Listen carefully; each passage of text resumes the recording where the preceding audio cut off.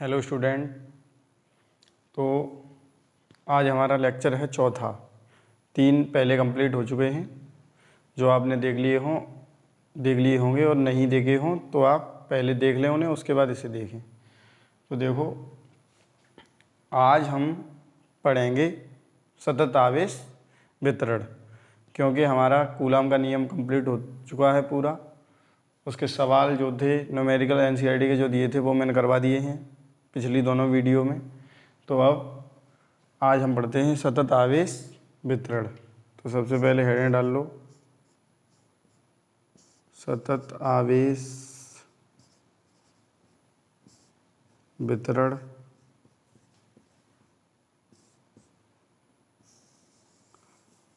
Continuously charge distribution. तो देखो लिखो इसमें क्या होता है। चालक पर आवेश का एक समान रूप से वितरण सतत आवेश वितरण कहलाता है। सतत आवेश वितरण कहलाता है। अगर मैं ये कहूँ कि ये एक चालक है और इस पर पूरे पे आवेश एक समान रूप से वितरित है तो हम इसे क्या बोलेंगे? सतत आवेश वितरण। अब देखो, सतत आवेश वितरण 3 प्रकार का होता है। सतत आवेश वितरण 3 प्रकार का होता है। नंबर 1 हेडिंग डाल लो,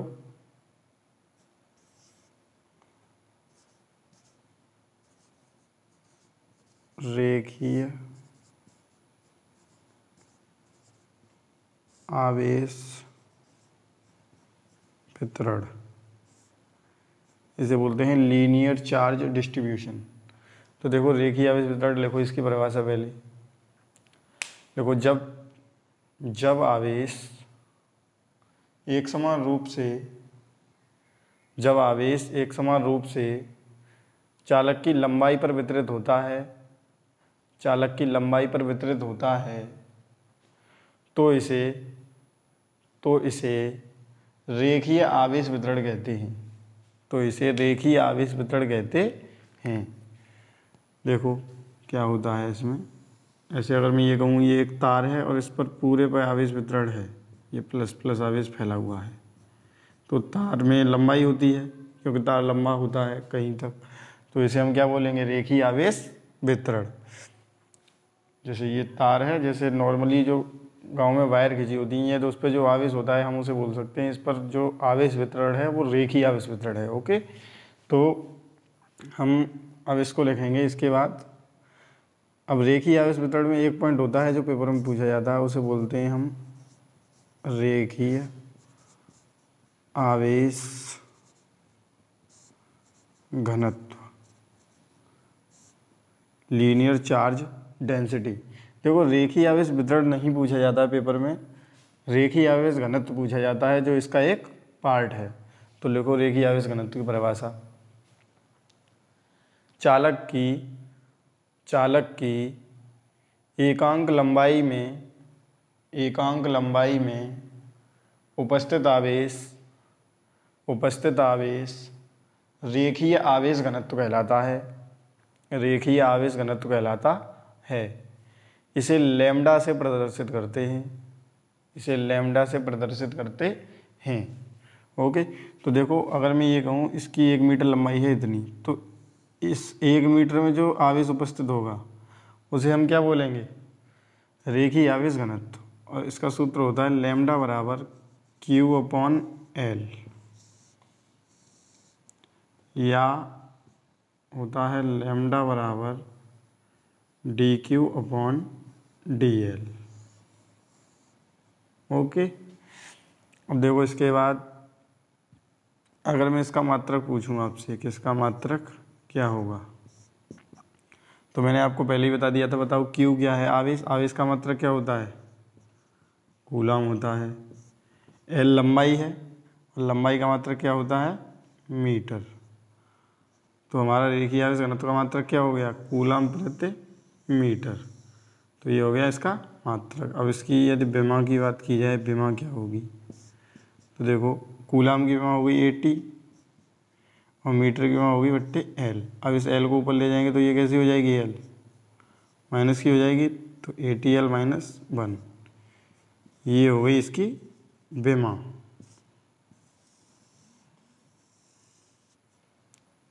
ओके, अब देखो इसके बाद आता है नंबर 2, कॉपी कर लेना इसे। अब हेड डाल लो नंबर 2। नंबर 2 है पृष्ठ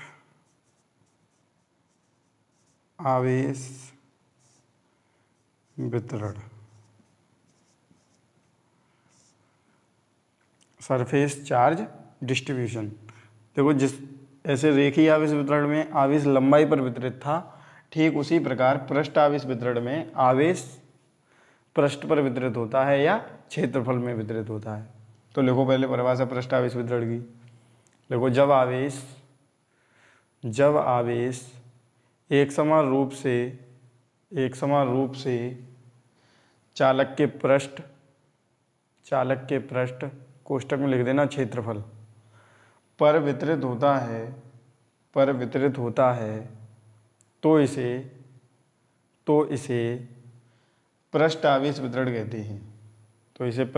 वितरण कहते हैं। जैसे ये बोर्ड है हमारा पूरा, अब इस पर अगर ऐसे आवेश वितरित हो मान लो, तो इसे हम क्या कहेंगे?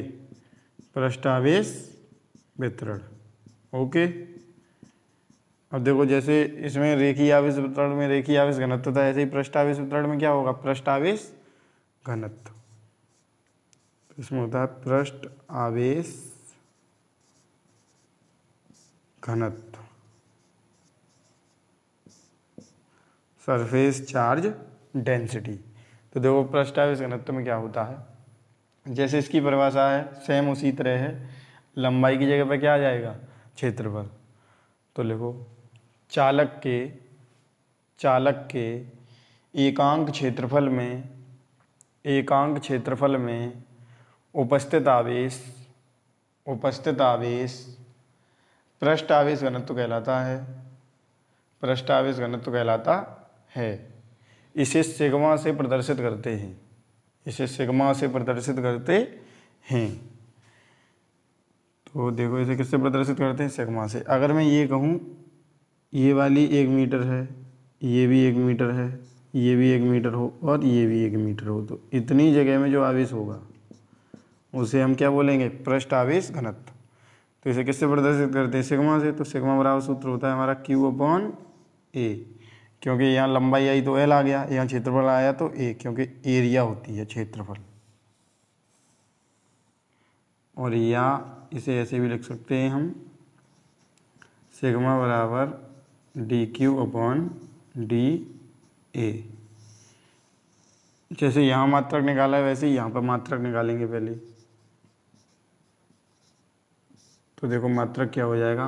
कूलाम आवेश का मात्रक हो गया कूलाम Q का। ओके, और क्षेत्रफल एरिया का मात्रक होता है मीटर स्क्वायर। तो ये हो गया इसका मात्रक, जैसे हमने यहाँ निकाला था। अब ऐसे ही विमा निकाल लेंगे, जैसे ऊपर निकाली है वैसे ही सेम। तो विमा हो जाएगी कूलाम के लिए AT/L 2 मीटर के लिए, लेकिन इसे जब ऊपर ले जाएंगे तो ये क्या हो जाएगी? ATL - 2। ओके, तो चाहो तो आप इसे यहाँ लिख सकते हैं, विमा ATL - 2।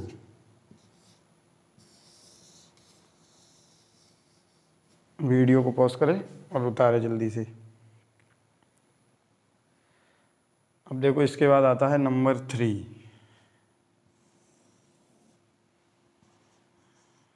वो होता है आयतनात्मक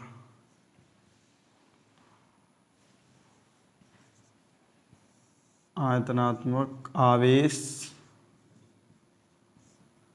वितरण।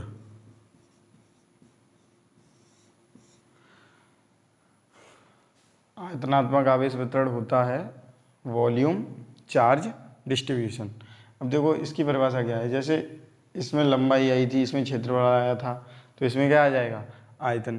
तो लिखो जब आवेश एक समान रूप से चालक के आयतन पर वितरित होता है, चालक के आयतन पर वितरित होता है तो इसे आयतनात्मक आवेश वितरण कहते हैं, तो इसे आयतनात्मक आवेश वितरण कहते हैं।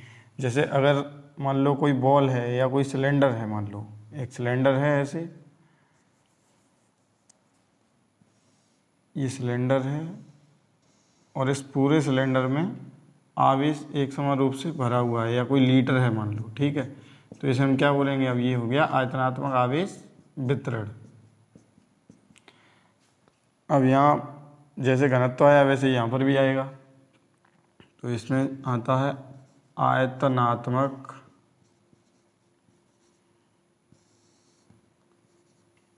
आवेश घनत्व, वॉल्यूम चार्ज डेंसिटी। तो जैसे इसकी और इसकी परिभाषा सेम हो जाएगी, क्योंकि इसमें लंबाई आ गई, इसमें क्षेत्रफल, इसमें क्या आ जाएगा, आयतन। तो लिखो चालक के एकांक आयतन में उपस्थित आवेश आयतनात्मक आवेश घनत्व कहलाता है, आयतनात्मक आवेश घनत्व कहलाता है। इसे रो से प्रदर्शित करते हैं, रो ऐसे बनाया जाएगा, ओके, इसे रो से प्रदर्शित करते हैं। तो देखो सूत्र हो जाएगा इसका, रो बराबर, देखो एकांक आयतन का मतलब है 1 मीटर क्यू आयतन, जैसे यहाँ एकांक क्षेत्रफल का मतलब 1 मीटर स्क्वायर, यहाँ 1 मीटर लंबाई, तो देखो ये हो जाएगा रो बराबर, सूत्र हो जाएगा क्यू अपॉन, अब आयतन है नीचे तो वी आ जाएगी, जैसे यहाँ लंबाई के लिए एल आ गया, क्षेत्रफल के लिए ए, तो यहाँ आ जाएगा आयतन के लिए वी, ओके। या क्या लिख सकते हैं हम, रो बराबर D Q upon D we.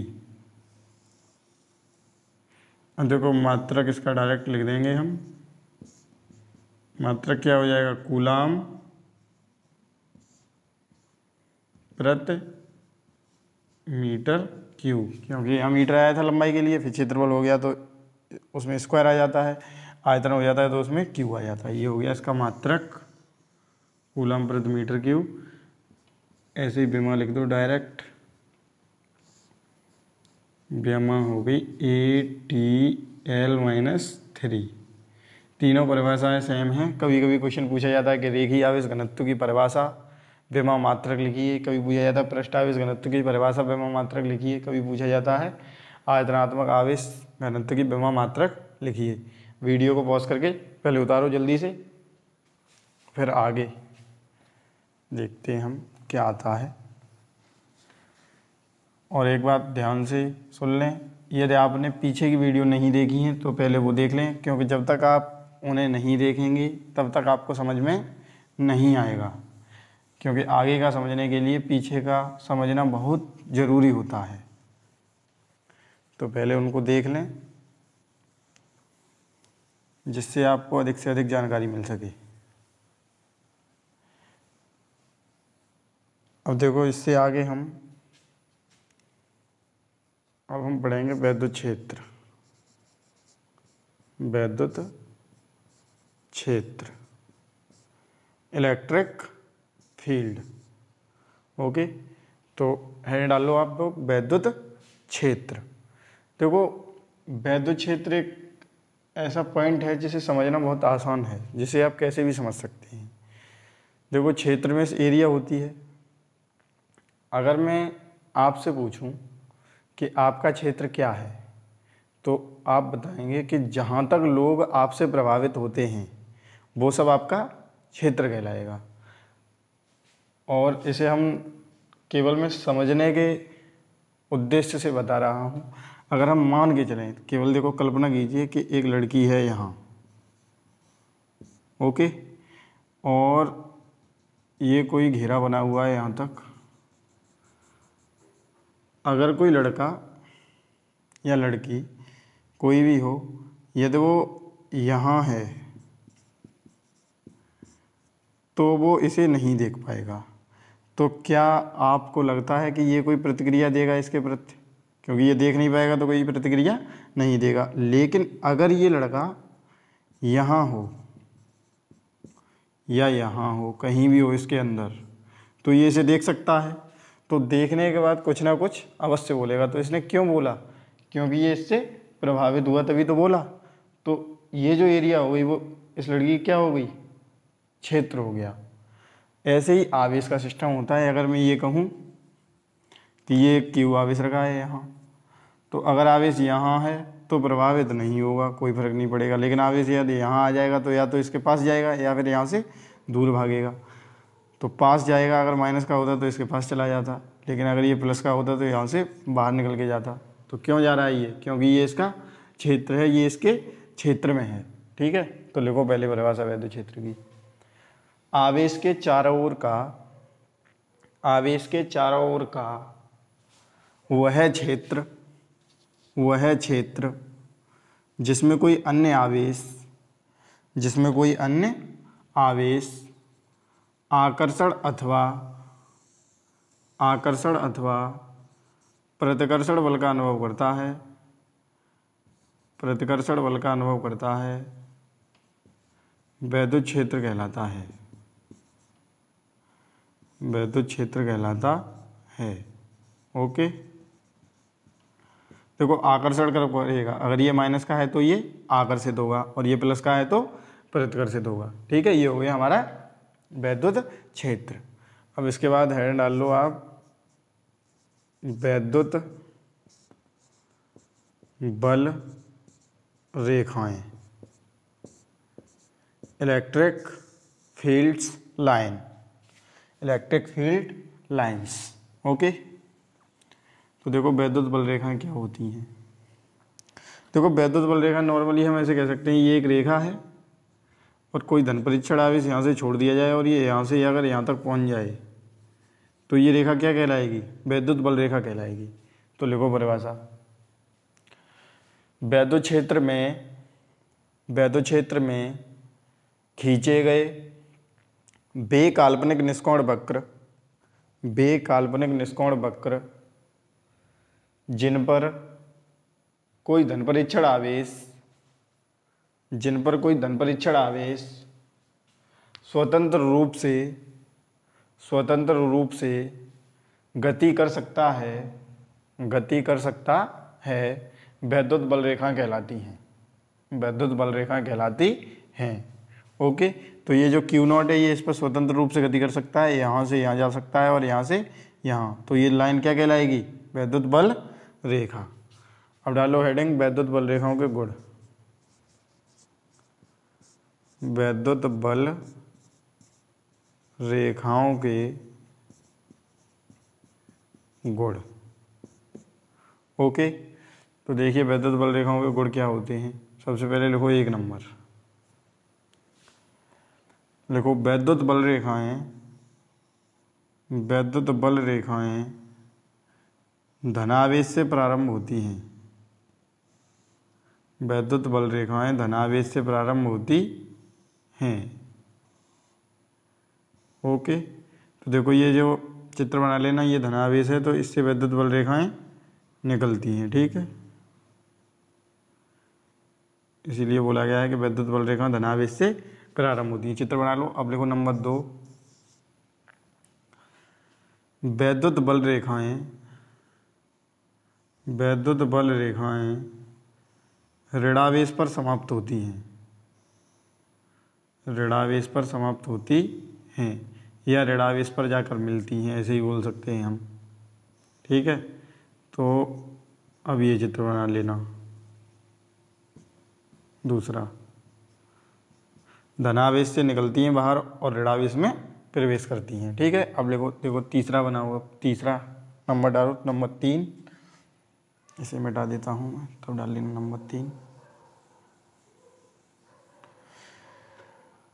तो देखो नंबर 3 है हमारा, लिखो वैद्युत बल रेखा की, वैद्युत बल रेखा की स्पर्श रेखा, स्पर्श रेखा किसी बिंदु पर, किसी बिंदु पर वैद्युत क्षेत्र की दिशा को प्रदर्शित करती है, वैद्युत क्षेत्र की दिशा को प्रदर्शित करती है। जैसे अगर मैं कहूँ ये एक वैद्युत बल रेखा है और ये इसकी स्पर्श रेखा है, तो ये किसे प्रदर्शित कर रही है? वैद्युत क्षेत्र की दिशा को। ओके, तो कई बार ये क्वेश्चन पूछा जाता है कि वैद्युत बल रेखा की स्पर्श रेखा क्या प्रदर्शित करती है, तो उसका आंसर क्या हो जाएगा? वैद्युत बल रेखा की स्पर्श रेखा वैद्युत क्षेत्र की दिशा को प्रदर्शित करती है। ठीक है, अब देखो नंबर 4।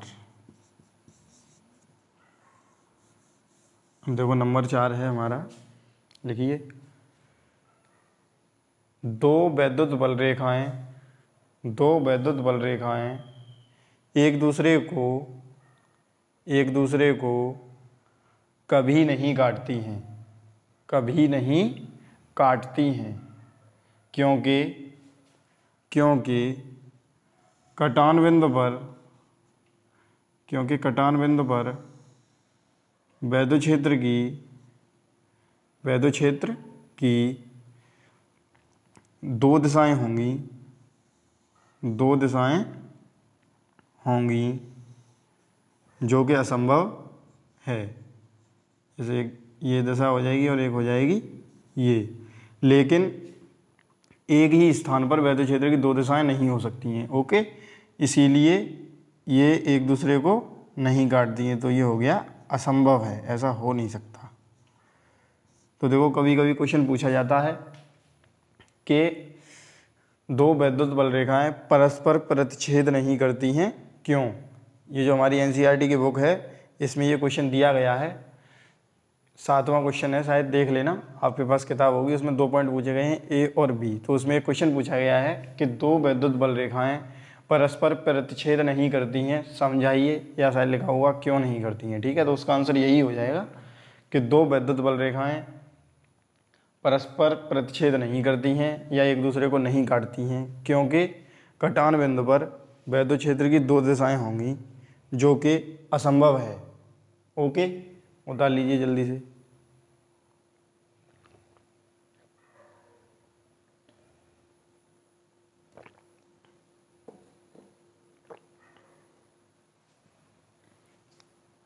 अब देखो यहाँ से आगे अगला नंबर 5वां।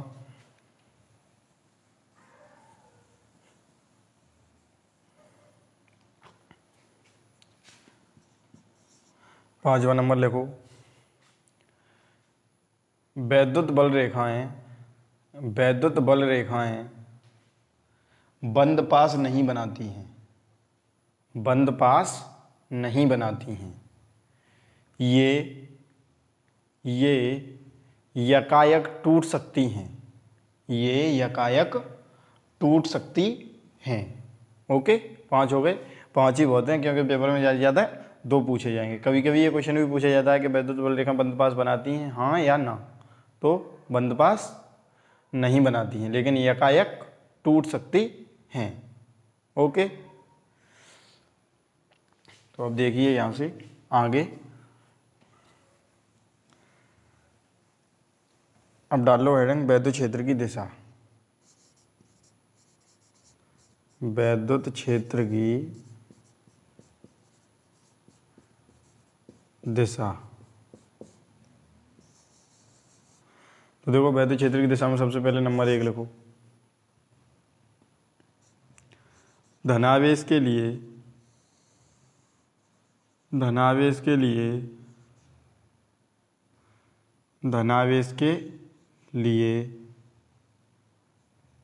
वैद्युत क्षेत्र की दिशा बाहर की ओर होती है। और देखो ये चित्र बना लो, इसमें मान लो ये धनावेश है, ठीक है, और यहाँ पर भी एक धनावेश रखा है, या मान लो ये परीक्षणावेश रखा है यहाँ, तो ये भी प्लस का है, ये भी प्लस का है, तो ये इससे दूर भागेगा, तो बाहर की तरफ भाग रहा है।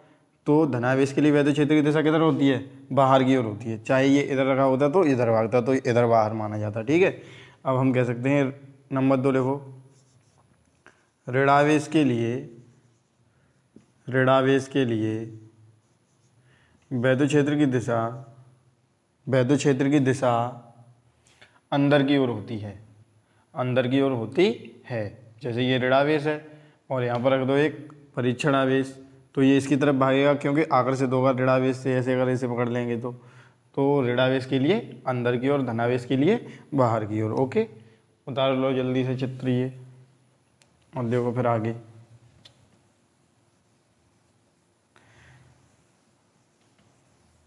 अब डाल लो हेडिंग वैद्युत क्षेत्र की तीव्रता।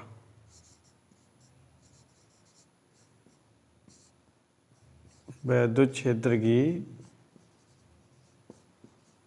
तीव्रता। कई बार ये क्वेश्चन पूछा जाता है कि वैद्युत क्षेत्र की तीव्रता की परिभाषा लिखो, इसके विभव और मात्रक बताओ। तो देखो वैद्युत क्षेत्र की तीव्रता क्या होती है, लिखो पहले। वैद्युत क्षेत्र में किसी बिंदु पर रखे एकांक धन परीक्षण आवेश पर लगने वाला वैद्युत बल तथा धन परीक्षण आवेश की निष्पत्ति को कोष्ठक में लिख सकते हैं अनुपात। निष्पत्ति को वैद्युत क्षेत्र की तीव्रता कहते हैं। इसे ई से प्रदर्शित करते हैं, बड़ी ई बनाना। ओके, ई वेक्टर, इसे ई से प्रदर्शित करते हैं। यह सदिश राशि होती है। जैसे देखो अब मैंने क्या बोला है, ध्यान से समझने की कोशिश करना। अगर मैं ये कहूँ कि ये एक आवेश है कोई प्लस क्यू, ठीक है, और ये हो गया इसका क्षेत्र, और यहाँ पर कोई आवेश रखा है क्यू नॉट, तो इस क्यू नॉट पर लगने वाला बल, ठीक है, तो बल हो गया एफ, और इसकी निष्पत्ति मतलब इसी का इसमें लगा दो भाग, तो ये हो गया अनुपात इन दोनों का। इसे क्या बोलते हैं हम, वैद्युत क्षेत्र की तीव्रता। ठीक है, तो लिख लो इसे ई वेक्टर बराबर F vector upon Q not. ये हो गया हमारा सूत्र वैद्युत क्षेत्र की तीव्रता का। अब यहाँ से देखो मात्रक निकाल लेंगे, बड़ा आसान है निकालना मात्रक। एफ क्या है, बल है, और बल का मात्रक मैंने आपको शुरू में ही बता दिया। तो बल का मात्रक क्या बताया था मैंने, न्यूटन बताया था। और ऐसे क्यू नॉट क्या है, आवेश, आवेश का मात्रक क्या बताया था मैंने, कूलाम। तो वैद्युत क्षेत्र की तीव्रता का मात्रक क्या हो गया, न्यूटन प्रति कूलाम। आगे चल के एक और मात्रक आएगा वैद्युत क्षेत्र की तीव्रता का, वोल्ट प्रति मीटर, लेकिन वो बाद में जब आएगा तब बताऊंगा। पहले अभी याद रखना है आपको न्यूटन प्रति कूलाम। और देखो इसकी विमा क्या होती है, तो देखो विमा इसकी निकालेंगे तो न्यूटन बल है, और बल की विमा मैंने आपको पहले ही बता दी, तो आपको याद होनी चाहिए mlt-2, क्योंकि ये पहली वीडियो में बताया था मैंने। और आवेश क्या है, इसकी विमा होती है at। अब इसको ऊपर ले जाएंगे तो mlt-2 इंटू a-1 और t-1, तो यहाँ विमा आ जाएगी हमारी mlt-3 a-1। ये हो गई हमारी वैद्युत क्षेत्र की तीव्रता की विमा। ओके, तो जल्दी से इसे कॉपी करो। अब देखो यहाँ से आगे,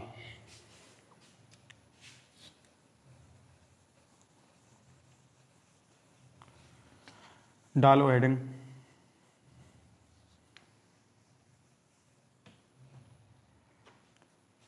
हेडिंग डाल लो, एकल बिंदु आवेश के कारण, एकल बिंदु आवेश के कारण वैद्युत क्षेत्र की तीव्रता। ये एक डेरिवेशन है। तो देखो इसमें सबसे पहले हम एक चित्र बनाएंगे कि एक प्लस क्यू आवेश रखा है ऐसे बिंदु ए पर, जिससे r मीटर की दूरी पर, मान लो r दूरी पर एक बिंदु है P, ये वाला बिंदु, और इस पर हमें वैद्युत क्षेत्र की दिशा, वो वैद्युत क्षेत्र की तीव्रता ज्ञात करनी है। तो प्लस के कारण दिशा किधर होगी, वैद्युत क्षेत्र की बाहर की ओर, तो इसे लिख देंगे ई वेक्टर। और यहाँ मान लिया एक क्यू नॉट आवेश रखा है। तो पहले हेड डाल के ये चित्र बनाओ, चित्र बनाए, वीडियो पॉज करके आप चित्र आसानी से बना सकते हैं। लिखो आगे अब, प्लस क्यू आवेश प्लस क्यू आवेश बिंदु ए पर रखा है, बिंदु ए पर रखा है, जिससे आर दूरी पर स्थित बिंदु P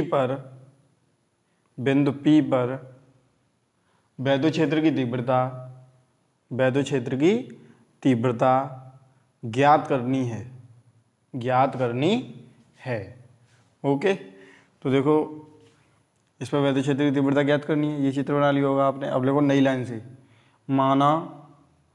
माना धन परीक्षण आवेश Q0, ये वाला इसकी बात चल रही है। ओके, माना धन परीक्षण आवेश Q0 बिंदु P पर रखा है, तब Q तथा Q0 के मध्य लगने वाला वैद्युत बल।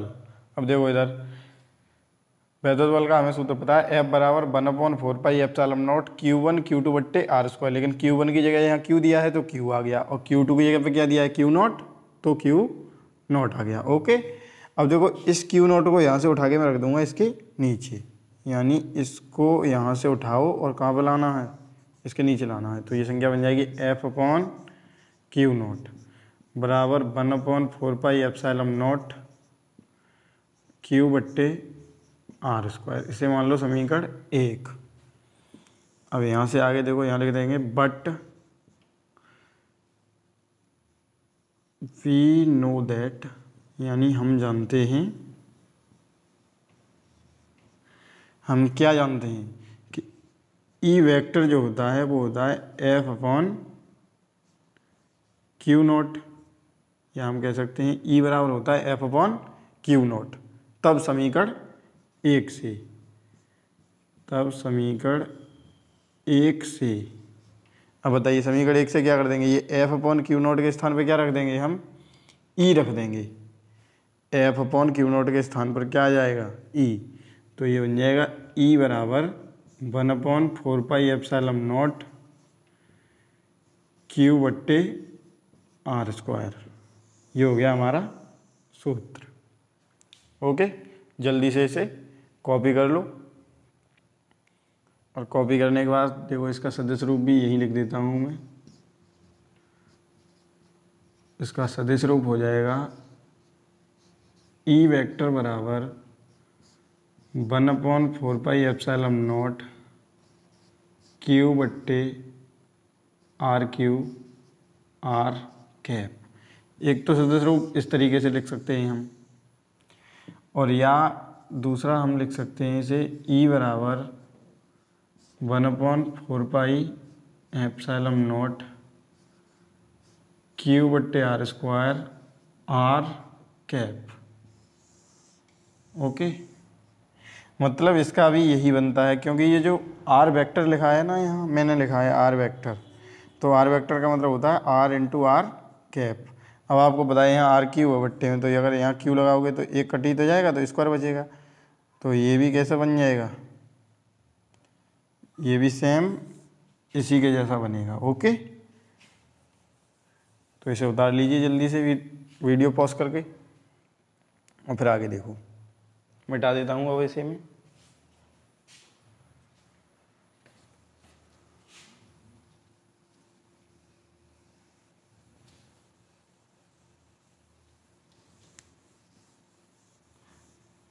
जिन लोगों ने पीछे वाली जो वीडियो नहीं देखी हैं पहले उन्हें देख लें, अन्यथा आपको अच्छे से समझ में नहीं आएगा, क्योंकि पीछे का पढ़ना बहुत ज़रूरी है अच्छे नंबर लाने के लिए।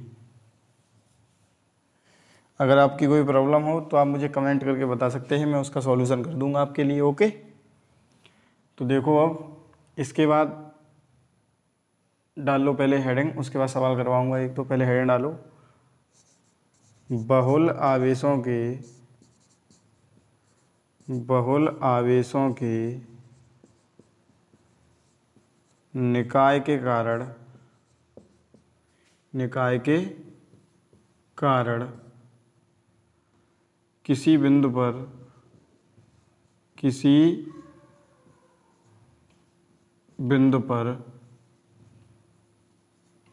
वैद्युत क्षेत्र की तीव्रता। ओके, बहुल आवेशों के निकाय के कारण किसी बिंदु पर वैद्युत क्षेत्र की तीव्रता। तो देखो इसे हम कैसे करते हैं, इसका हमें परिभाषा आपको याद नहीं करनी है, इसमें जो लिखाऊंगा वो केवल आपको सूत्र याद करना है बस। तो लिखो बहुल आवेशों के निकाय के कारण किसी बिंदु पर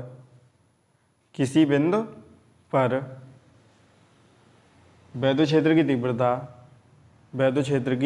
तीव्रता अलग अलग आवेशों के कारण उस बिंदु पर उत्पन्न वैद्युत क्षेत्र की तीव्रता के सदिश योग के बराबर होती है। ओके, तो ये सूत्र हो जाएगा ई वेक्टर बराबर E1 vector, E2 vector, E3 vector, E4 vector plus dot dot dot E6 E5 जो भी आएंगे वो आगे आते रहेंगे। और एक लिख लेना इसमें सदिश योग का नियम, E1 का वर्ग E2 का वर्ग 2E1 E2 cos theta. Okay, अब देखो इसे करने के बाद, वैसे इन सूत्र से रिलेटेड सवाल आपके किताब में एक दिया तो है, लेकिन उसे मैं बाद में करवाऊंगा, जब द्विध्रुव करवा दूंगा उसके बाद। लेकिन अभी मैं एक दो सवाल करवा देता हूं अपनी तरफ से। ओके, तो कर लीजिए उन्हें, क्योंकि पेपर में कभी कभी सवाल पूछा जाता है सीधा डायरेक्ट। तो इसे कॉपी करने के बाद पहले जो मैं सवाल बोलता हूँ वो सवाल कर लो, एक दो करवा देता हूँ। तो देखो लिखिए क्वेश्चन, जिन क्वेश्चन को मैं करवाऊँ उन पे आप स्टार बना सकते हैं, और जो एनसीईआरटी के हैं वो तो एनसीईआरटी के होंगे ही, लेकिन मैं जिन पे स्टार बनवाऊँगा वो मैं करवाऊँगा अपनी तरफ से, और जो एनसीईआरटी के हैं उनके लिए मैं यहाँ लिख देता हूँ ऊपर कि ये एनसीईआरटी से है। ओके, तो देखो ये स्टार बनाया है मैंने, अपनी तरफ से करवाता हूँ। लिखो 2 गुणा 10⁻⁻7 कूलम आवेश से 2 गुणा 10⁻⁻7 कूलम आवेश से 30 सेंटीमीटर की दूरी पर वैद्युत क्षेत्र की तीव्रता ज्ञात करो। ओके, तो देखो मैंने इसमें क्या बोल दिया, आवेश कितना दिया है 2 गुणा 10⁻⁻7 कूलम, और इससे कितनी दूरी पर वैद्युत क्षेत्र की तीव्रता ज्ञात करनी है हमको, 30 सेंटीमीटर की दूरी पर। ओके, तो देखो आर है 30 सेंटीमीटर, इसको किस में बदलना है हमें, मीटर में। तो मैंने आपको पहले ही बता दिया था, पहले सवाल करवाए थे तब, जब सेंटीमीटर को मीटर बदलेंगे तो 10⁻⁻2 आ जाती है। ओके, तो ये हो जाएगा अब यहाँ से 10⁻⁻2 हो गया गुणा, लेकिन इस जीरो को हटाएंगे तो एक घात कम हो जाएगी, तो हो जाएगा 3 गुणा 10⁻⁻1 मीटर। और ई बराबर क्या है हमारा, क्वेश्चन मार्क है, तो यहाँ पर सूत्र लगा दो, ई बराबर 1/4πε0 Q/r²।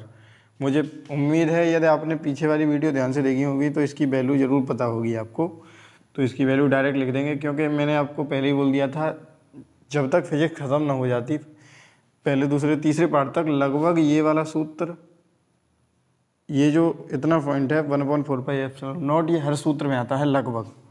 तो इसका मान होता है 9 गुणा 10⁻9, और Q का मान होता है 2 गुणा 10⁻⁻7 बट्टे R का मान कितना दिया है 3 गुणा 10⁻⁻1, इसका हो जाएगा वर्ग।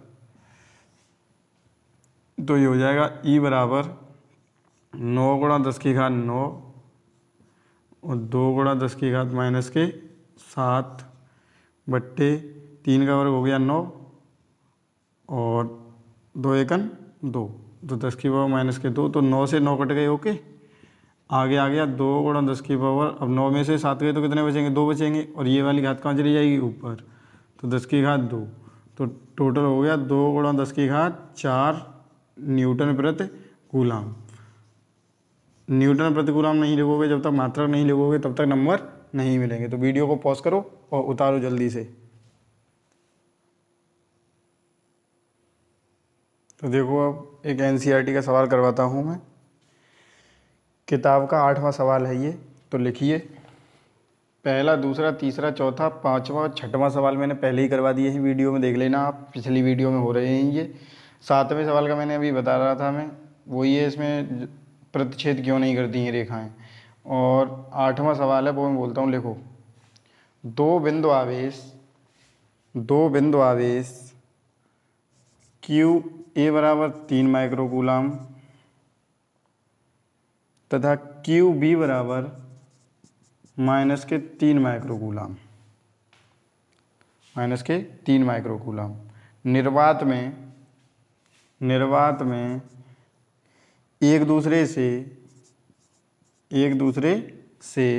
20 सेंटीमीटर की दूरी पर स्थित हैं, 20 सेंटीमीटर की दूरी पर स्थित हैं। अब देखो इसमें लिखो ए पॉइंट में लिखो, दोनों आवेशों को मिलाने वाली रेखा के मध्यबिंदु O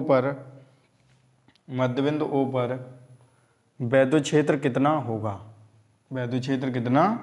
होगा। तो एक तो मध्यबिंदु पर वैद्युत क्षेत्र पूछा है ए में, और लिखो बी पॉइंट में लिखो, यदि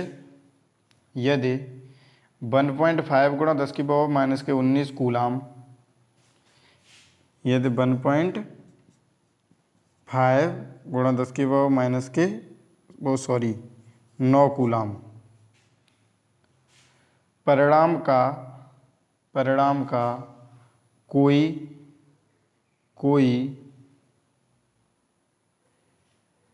ऋणात्मक परीक्षण आवेश इस बिंदु पर रखा जाए तो यह परीक्षण आवेश कितने बल का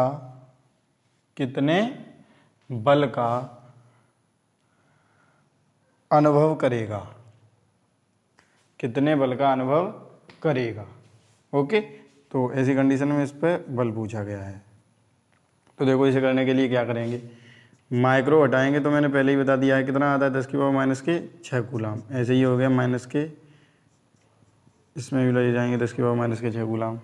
दूरी को सेंटीमीटर में बदलना है तो सेंटीमीटर में दी है, मीटर में बदलना है तो 10 की पावर -2 से गुणा कर देंगे, 1 जीरो हटाएंगे तो 1 घात कम हो जाएगी, तो कितना आ गया, 2 गुणा 10 की पावर -1।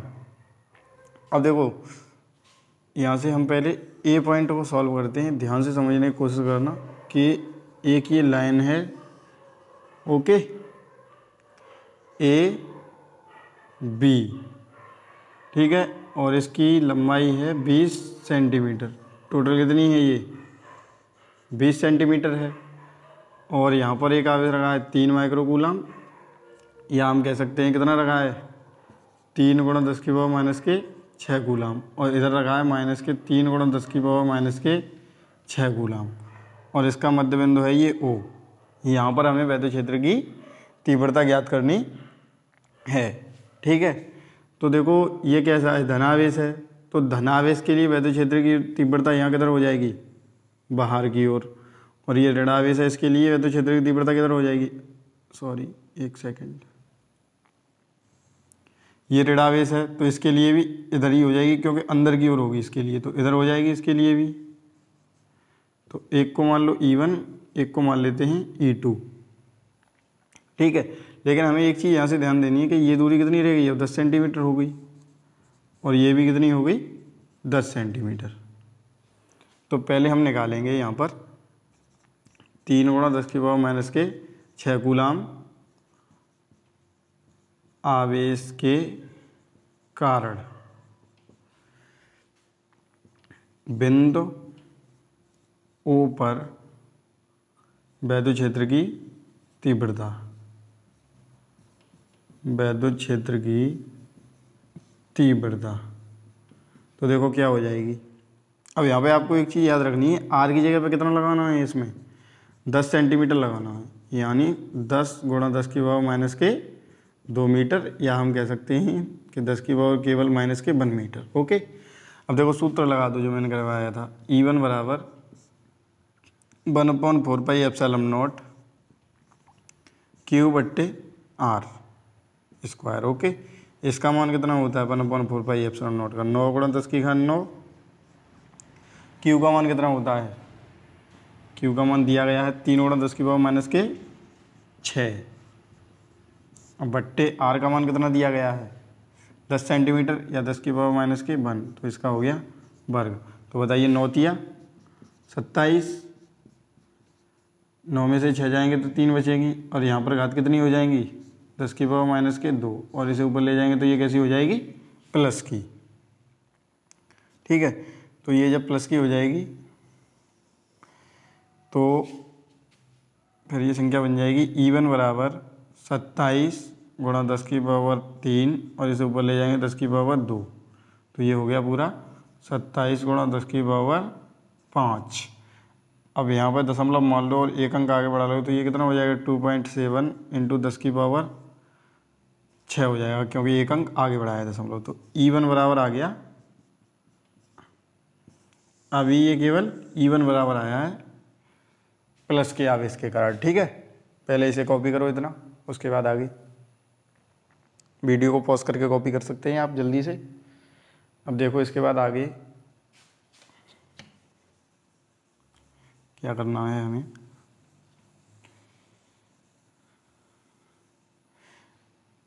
अब देखो यहाँ लिखा जाएगा माइनस के 3, चित्र बार बार नहीं बनाना है, एक ही बार। अब यहाँ से उतारना शुरू करना, -3 × 10 की पावर माइनस 6 कूलाम आवेश के कारण बिंदु O पर वैद्युत क्षेत्र की तीव्रता। ओके, तो देखो अब इसे मान लेते हैं E2 1/4πε0 Q/R स्क्वायर। इसका मान कितना होता है 9 × 10 की घात 9, और Q1, अब ये जो Q है वो कितना लगाना है हमें। अब बताओ एक चीज़ मुझे ये बताओ कि 3 × 10 की पावर माइनस के 6 कूलाम, यहाँ माइनस का चिन्ह लगाना है या नहीं लगाना है, बताइए सोच समझ कर। मैंने आपको बताया था पहले कमेंट करें, उसके बाद देखें आगे वीडियो पॉज करके पहले कमेंट कर दें क्या आएगा, प्लस या माइनस, ईमानदारी के साथ। तो देखो अब मैं बताता हूँ आपको, मैंने आपको पहले ही बता दिया था कि वैद्युत क्षेत्र कैसी राशि है, सदिश, और सदिश राशियों में प्लस माइनस के चिन्ह नहीं लगाते हैं तो नहीं आएगा। ठीक है, अब आर की जगह पर कितना 10 सेंटीमीटर है, वही 10 की पावर माइनस के 1, तो ये आ जाएगा इसमें भी। ठीक है, क्योंकि यहाँ है, इसे सेंटीमीटर को मीटर बदलेंगे 10 की पावर माइनस के 1 आ जाएगा। तो देखो 9 × 27 हो गया ये भी, और 10 की पावर ऊपर कितनी बचेगी 3, और बट्टे में कितनी हो जाएगी माइनस के 2, तो ये हो गया 27 × 10 की पावर 3, और इसे ऊपर ले जाएंगे तो ये हो जाएगी 2। तो कुल मिला के हमारी E2 की जो वैल्यू आएगी वो आ जाएगी 27 × 10 की पावर 5, क्योंकि 3 2 5, और ऐसे ही दशमलव इसमें बढ़ाया था वैसे ही बढ़ा लेंगे तो 2.7 × 10 की पावर माइनस वो प्लस के 6, ये हो गया हमारा E2। वीडियो को पॉज करके जल्दी से उतार लें इसे, E1 को नहीं उतारना, अभी ये पहले ही उतारा जा चुका है। ओके, मिटा देता हूँ चाहे मैं इसे, तो उतारो जल्दी से, उतार लिया। अब देखो आगे क्या करना है इसमें। चित्र मैंने इसलिए नहीं बनाया था क्योंकि इसमें काम है भी चित्र का, बिना चित्र के ये सवाल सॉल्व नहीं होगा।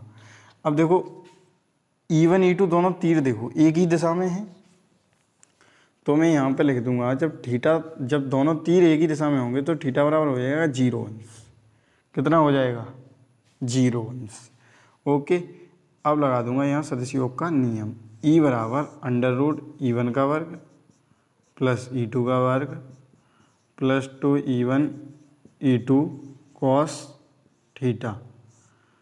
तो ये हो जाएगा अंडर रूट E1 का वर्ग प्लस E2 का वर्ग प्लस 2E1 E2 कॉस 0। और कॉस 0 का मान कितना होता है बताइए? कॉस 0 का मान होता है 1। तो ये हो जाएगा 2E1 E2, क्योंकि इसका मान 1 होता है तो कोई प्रभाव पड़ेगा नहीं। अब अगर ध्यान से देखोगे तो ये सूत्र बन रहा है A² plus B² plus 2AB। तो इसका मतलब हो गया, ये हो गया E1 प्लस E2 का होल स्क्वायर, और इसके ऊपर से है अंडर रूट। तो अंडर रूट से स्क्वायर कट जाएगा, ओके, या स्क्वायर से अंडर रूट कट जाएगा। तो E बराबर कितना आ गया हमारे पास? E1 plus E2। तो E बराबर लिख देंगे हम, E1 का मान आया था 2.7 गुणा 10 की पावर 6, ऐसे ही प्लस इसका भी आया था 2.7 गुणा 10 की पावर 6। देखो घात पहले से बराबर हैं दोनों की, तो 10 की पावर 6 तो लिख ही जाएगा पहले ही। अब 2.7 जोड़ लो, तो 2.7 कितना हो गया? 5.4 न्यूटन प्रति कूलम। तो एक पॉइंट का आंसर तो ये हो गया। अब देखो बी पॉइंट भी मैं यहीं कर देता हूँ। चलो पहले इतना उतार लो, कॉपी कर लो जल्दी से, फिर देखते हैं बी पॉइंट। वीडियो को पॉज करके उतारो, चाहे स्क्रीनशॉट लो, लेकिन उतारना बहुत ज़रूरी है। अब देखिए बी पॉइंट। बी पॉइंट में बताया गया है कि एक परीक्षण आवेश रखा है जिसकी वैल्यू कितनी दी थी? इसकी वैल्यू दी थी, अभी देखता हूँ मैं, एक सेकंड। जिसकी वैल्यू दी थी 1.5 गुणा 10 की पावर माइनस के 9। तो एक Q0 रखा है जिसकी वैल्यू है 1.5 गुणा 10 की पावर माइनस के 9 कूलाम ऋण आवेश, ओके। तो और E बराबर ये दिया गया है, इतना निकल के आया है, दिया नहीं है, ये हमने सॉल्व करके निकाला है, न्यूटन प्रति कूलाम। अब F बराबर पूछा है, तो देखो F बराबर वैद्युत क्षेत्र की तीव्रता, मैंने सूत्र लिखवाया था मैंने E बराबर F अपॉन Q0। तो F बराबर कितना हो जाएगा? इसका गुणा हो जाएगा इधर, Q0 इंटू E। तो देखो Q0 का मान 1.5 गुणा 10 की पावर माइनस के 9 और E का मान 5.4 गुणा 10 की पावर 6। 15 चौका 60 का 0 हो गया, हासिल आगे 6, 15 पन्ना 75 और 75 और 6 81, 0.12 अंक बाद है तो यहाँ आ जाएगा। 10 की पावर 9 में से यहाँ 6 घटेंगे तो माइनस के कितने बचेंगे? 3। तो इसका आंसर आ गया हमारा F बराबर 8.1 इंटू 10⁻⁻³ न्यूटन। ये हो गया आंसर। उतार लो इसे जल्दी से।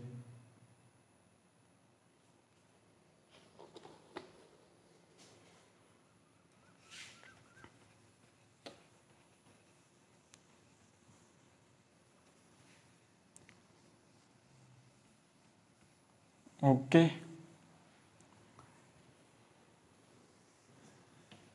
अब देखो एक क्वेश्चन मैं बोलता हूँ जिसे आप लोगों को करके और मुझे बताना है, फिर मैं बताऊँगा। कमेंट में आप आंसर भेजना, अगर आपसे नहीं होगा तो मैं बाद में कर दूँगा। तो लिखो क्वेश्चन।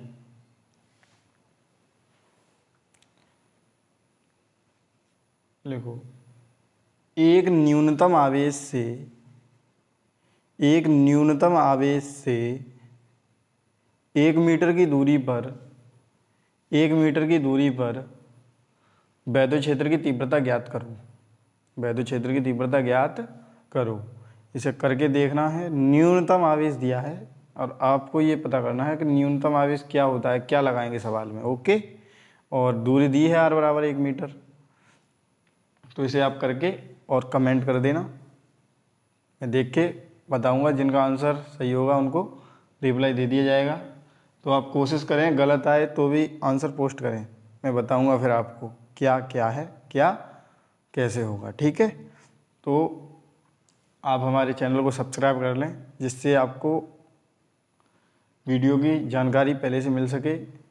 नोटिफिकेशन आ जाए आपके पास, बेल आइकन दबा लें। वीडियो पसंद आई हो तो लाइक करें और कमेंट करें। आज के लिए इतना ही। अब अगली वीडियो में मैं आपको वैद्युत द्विध्रुव के बारे में पढ़ाऊँगा। Thank you.